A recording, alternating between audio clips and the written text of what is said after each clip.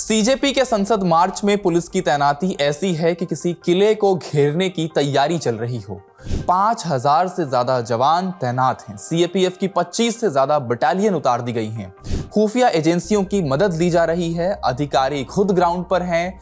High security Jones में movement पर रोक है और इन सब के अलावा बैरिकेड्स, वाटर कैनन, आंसू गैस जैसे वो इंतजाम जो आप लगातार देख रहे हैं।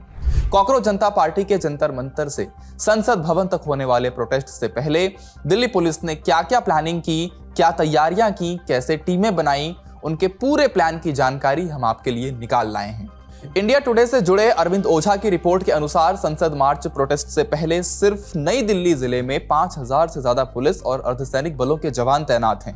खुफिया एजेंसियां और दिल्ली पुलिस की स्पेशल ब्रांच हर घंटे पुलिस के सीनियर अधिकारियों को अपडेट दे रही है।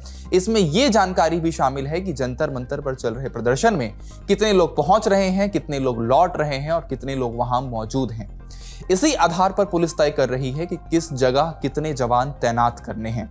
आज सोमवार यानी 20 जुलाई की सुबह 4 बजे से ही पूरी दिल्ली पुलिस अलर्ट पर है। सीएपीएफ की 25 से ज्यादा बटालियन दिल्ली के हाई रिस्क वाले इलाकों में तैनात है। इसमें भारी संख्या में महिला जवान हैं। पुलिस ने नई दिल्ली जिले को 15 सिक्योरिटी जोन्स में बांट दिया है। हर जोन की जिम्मेदारी एक सीनियर पुलिस अधिकारी के पास है। Special police commissioner, joint commissioner और डीसीपी स्तर के अधिकारियों को अलग अलग जिम्मेदारियां दी गई हैं।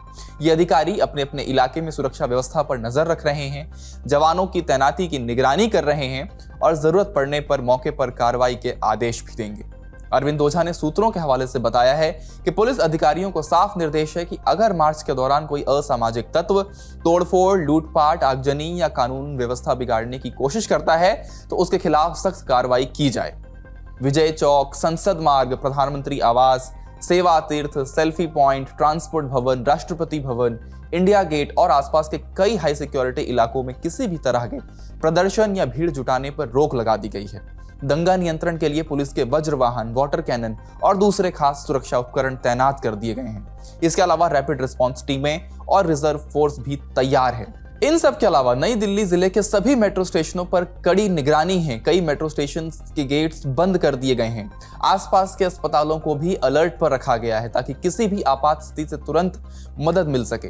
बीजेपी मुख्यालय और दूसरी सरकारी इमारतों की सुरक्षा बढ़ा दी गई है। नई दिल्ली जिले में आने वाले सभी रास्तों पर गाड़ियों की चेकिंग हो रही है। इसके साथ ही कई स्तर की बैरिकेडिंग, सीसीटीवी निगरानी और 24 घंटे पेट्रोलिंग के इंतजाम हैं। एक दिन पहले यानी 19 जुलाई को दिल्ली पुलिस ने कहा था कि संसद मार्च के लिए ना तो किसी ने हमसे अनुमति मांगी है और ना किसी को हमने अनुमति दी है। नई दिल्ली के डीसीपी सचिन शर्मा ने कहा कि पूरे नई दिल्ली जिले में भारतीय नागरिक सुरक्षा संहिता यानी बीएनएसएस की धारा 163 लागू है। पुलिस की एडवाइजरी के मुताबिक बिना अनुमति 5 या उससे ज्यादा लोगों के इकट्ठा होने, जुलूस निकालने, प्रदर्शन करने या मार्च करने पर रोक है। सिर्फ जंतर मंतर पर पहले से अनुमति लेकर प्रदर्शन किया जा सकता है।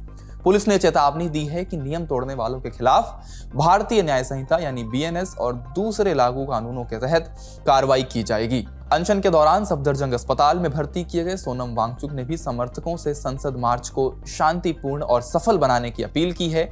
उन्होंने अनशन खत्म करने की 3 शर्तें रखी हैं। पहली कि सरकार पेपर लीक की जिम्मेदारी ले और जवाबदेही तय करे। दूसरी कि संसद मार्च कर रहे सीजेपी के नेता संसद की दहलीज तक पहुंचे और वहां सांसद पेपर लीक और शिक्षा के मुद्दों को संसद में उठाने का आश्वासन दें। उनकी तीसरी मांग है कि अगर हेल्थ इजाजत नहीं देती तो अलग अलग पार्टियों के नेता और सांसद हॉस्पिटल पहुंचें और शिक्षा के मुद्दे को संसद में उठाने का आश्वासन दें। बड़ी बात यह है कि इन शर्तों में धर्मेंद्र प्रधान के इस्तीफे की मांग का जिक्र नहीं है, जिसे लेकर यह पूरा प्रोटेस्ट शुरू हुआ था।